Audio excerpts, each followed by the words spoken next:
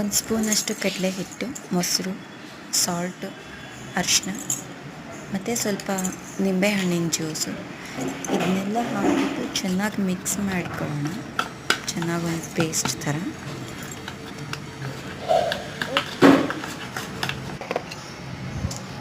ಈ ಥರ ಆದಮೇಲೆ ಇವಾಗ ತಾಮ್ರದ ವಸ್ತುಗಳೆಲ್ಲ ತುಂಬ ಗಟ್ಟಿಯಾಗುತ್ತೆ, ಅಂದರೆ ದೇವರು ಅದೆಲ್ಲ ತಿಕ್ಕೋಕ್ಕೆ ನಮಗಂತೂ ಸಾಕಾಗಿಬಿಡುತ್ತೆ.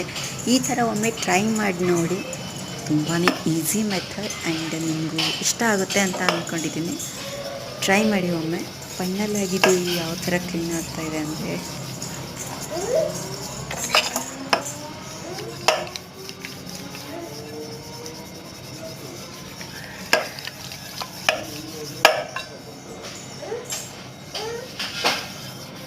ಸೊ ನೀವೇ ನೋಡಿ ಎಷ್ಟು ಚೆನ್ನಾಗಿ ಕ್ಲೀನ್ ಆಗ್ತಾಯಿದೆ. ಒಂಚೂರು ಶ್ರಮ ಪಡ್ತೇನೆ. ಒಮ್ಮೆ ಟ್ರೈ ಮಾಡಿ ನೋಡಿ, ರಿಸಲ್ಟ್ ನಿಮಗೆ ಅರ್ಥ ಆಗುತ್ತೆ.